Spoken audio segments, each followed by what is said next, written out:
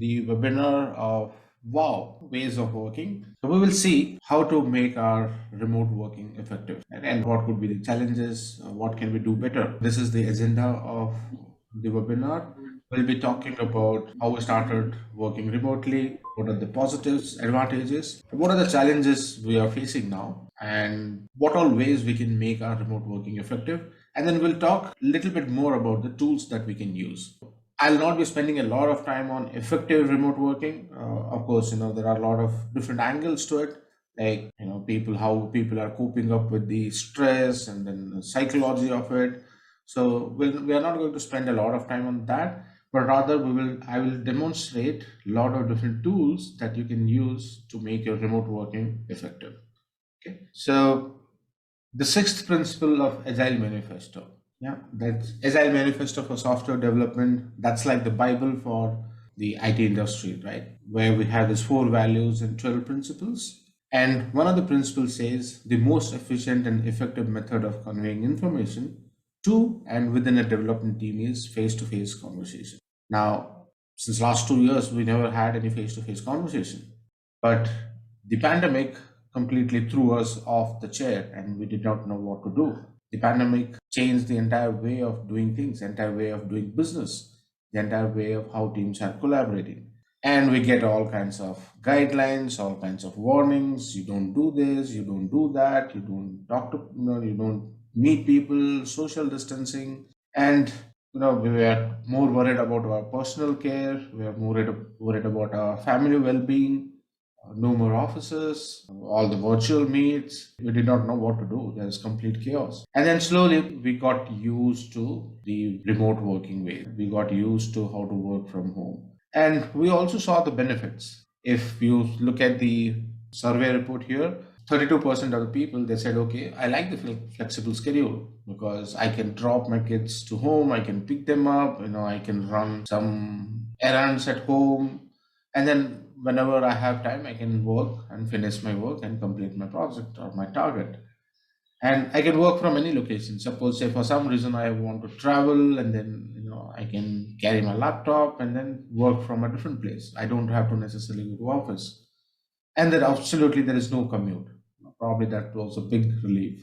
You don't have to get ready. You don't have to waste time in catching the bus or train, or so absolutely no commute, and we can spend that much of time with my family. So a lot of people saw a lot of positives.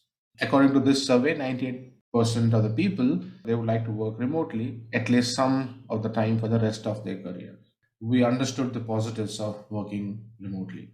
Yeah, you can work in your pajamas, your bermudas, your shorts, you can sit anywhere and still complete your work from the comfort of your home. So again, there is a survey here how people are taking the remote working ways. So they understand the benefits, the flexible schedules, no commute, cost savings.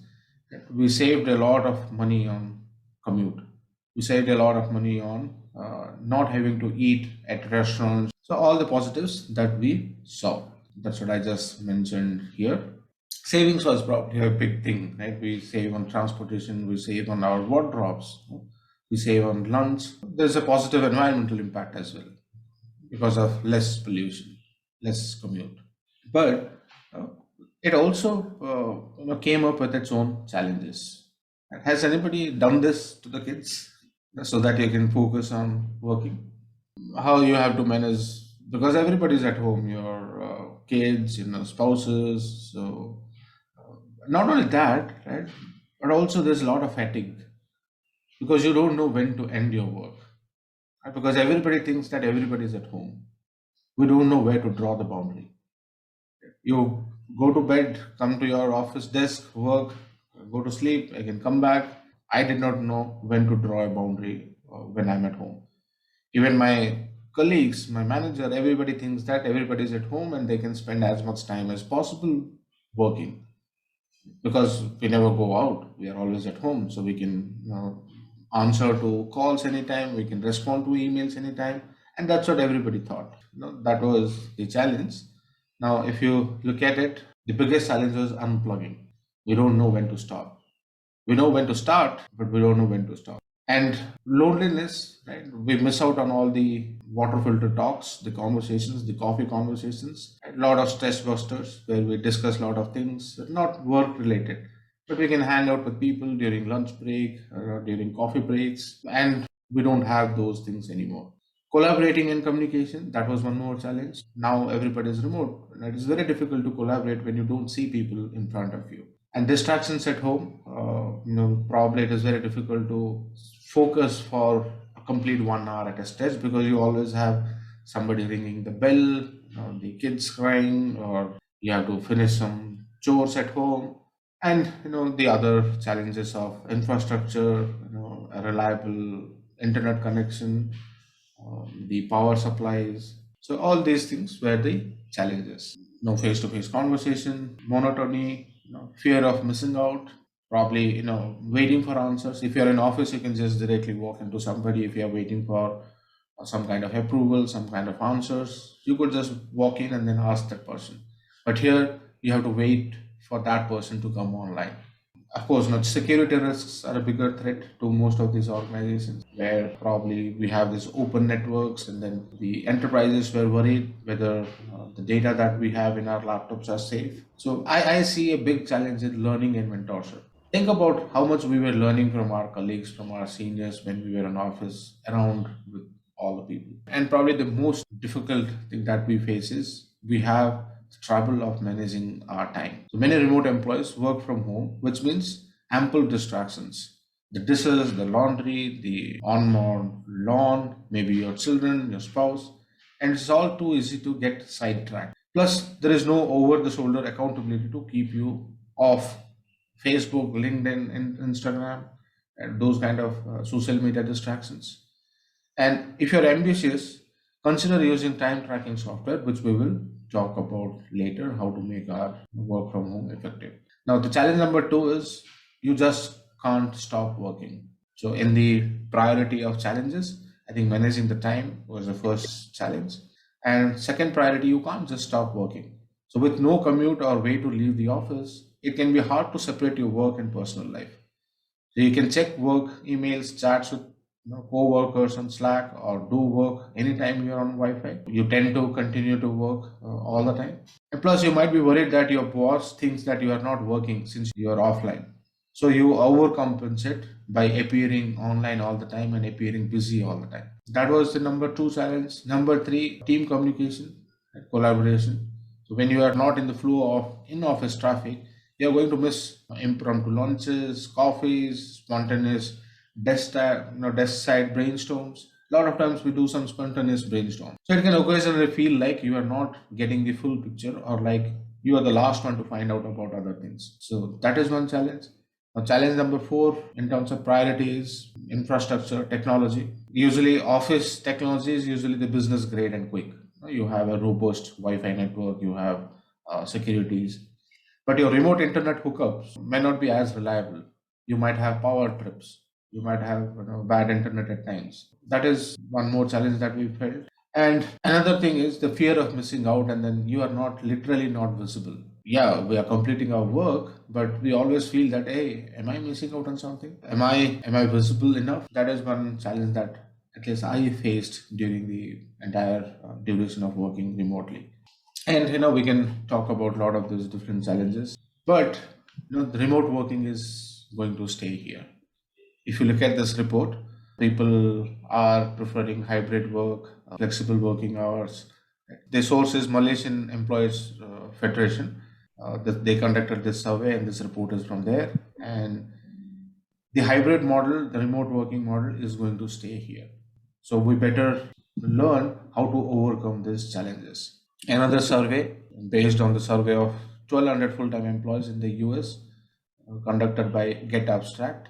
Remote working is still a hot topic these days by all accounts, and it will keep increasing into the next decade. Some more statistics. Even though we have been working remotely, probably we need a little bit more guidance. How to make our working from home effective. Here again, there is a small statistics on why people think that employees need training. So let's see how we can make working from home effective. First is experiment with your work setup. Maybe experiment with the place, the table that you are using, the chair you are using. Experiment a little bit, because initially, at least I never preferred to work from home. The moment I walk into home from office, I would just switch off my laptop and spend time with my kids and my family. And that's why I never had a home setup before the pandemic.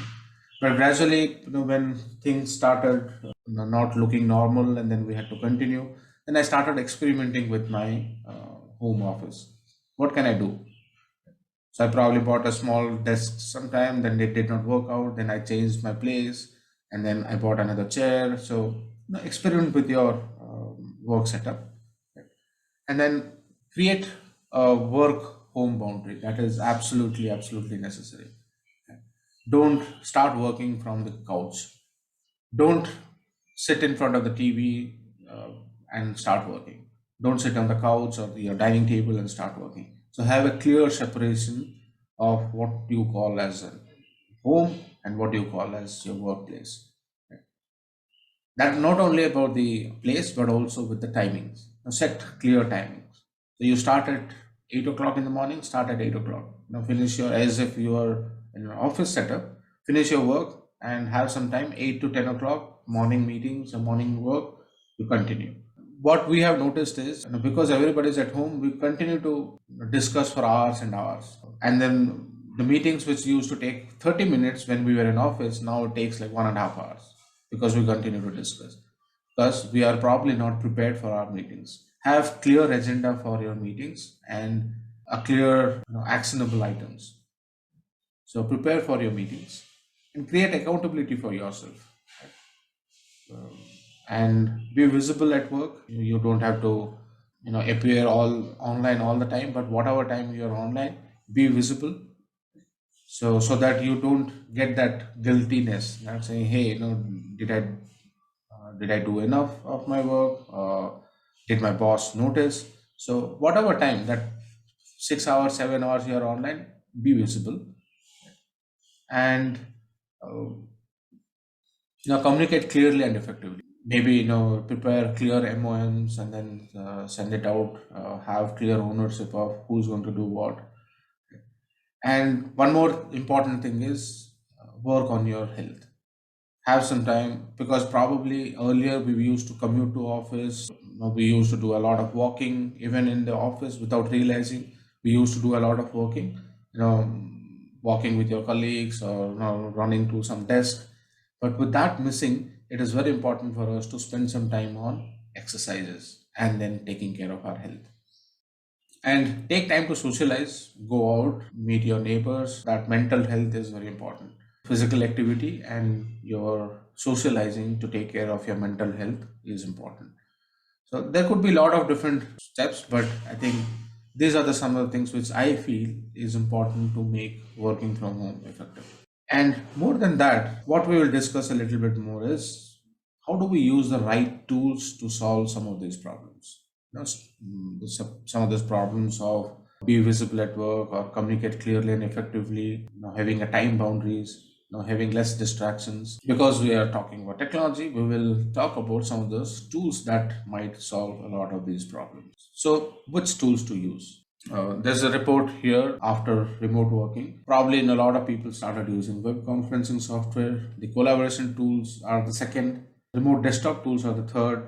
The security software, the learning management software, time tracking tools. Probably earlier we never saw this time tracking tools, but now it is the time management, time tracking, how to avoid distractions.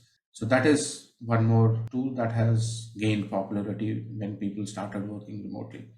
The first type of tool which we'll discuss is the digital workplace tools. The most popular ones are Mural and Miro that we use. So these online collaboration tools are simple to use. There are tons of templates that you can use.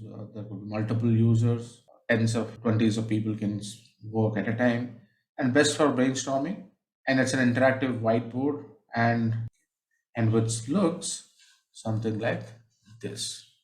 You can be very creative and then do a lot of things to collaborate with your team members. Right? This is one great tool that we usually use in our meetings and in our brainstorm sessions. This is one tool that we use extensively, and we also use online whiteboards. Whiteboards are very simple to use. It provides interactive learning, allows file and screen sharing, you can explain things visually, you can present with a story.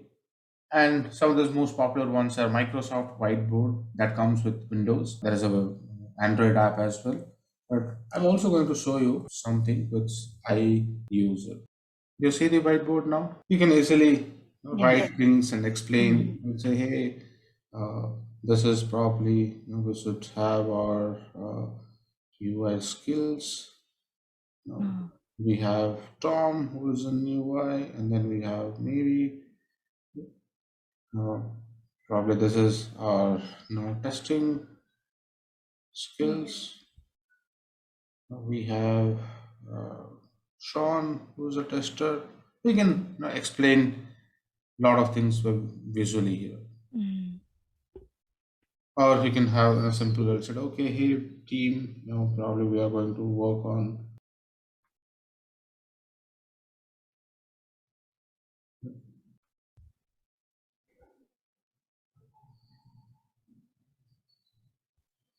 You can do a lot of, you can draw a lot of images, do something, and then be creative here. So this is one we use extensively to communicate, and you can keep these files for later references. So this is one tool that has been very effective for me. And you can store this file, you can export this as PDF, you can share it with your team members. That's very handy. And now there are focus apps. I use some of them.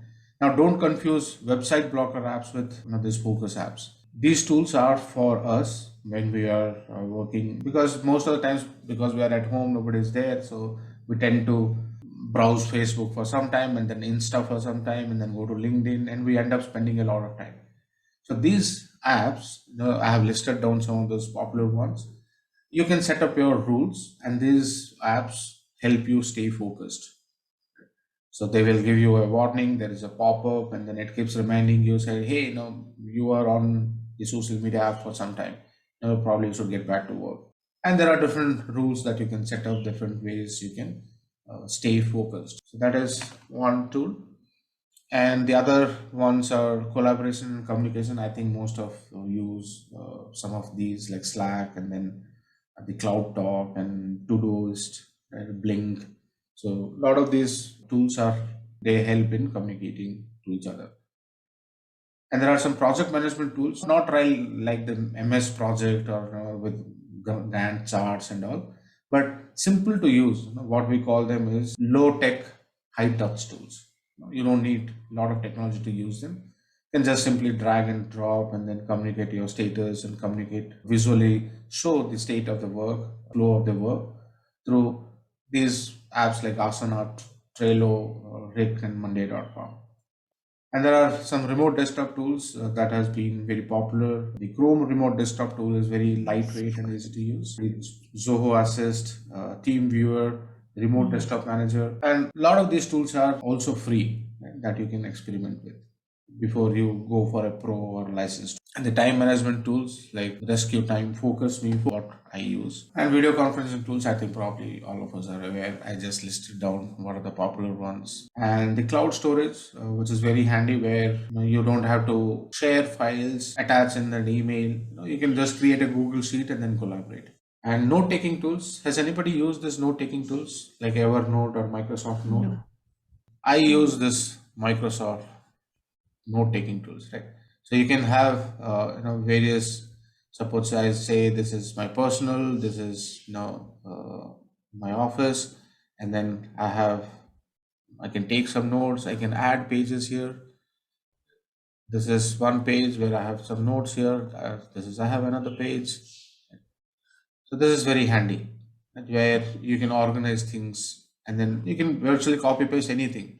Right? As you see, I have also copied some of those videos and no images. So this is very handy where you can organize things. So you can add different books here. Within that book, you can have different chapters, and within different chapters, you have different pages. So that is the Microsoft OneNote. And you also have Evernote, where you can copy or clip web pages. So that is some note taking tools. But mostly, see if you can stick to this. So there's 10 things to make your work from home effective. And the tools will help you to achieve some of those things. All right. So that's all I had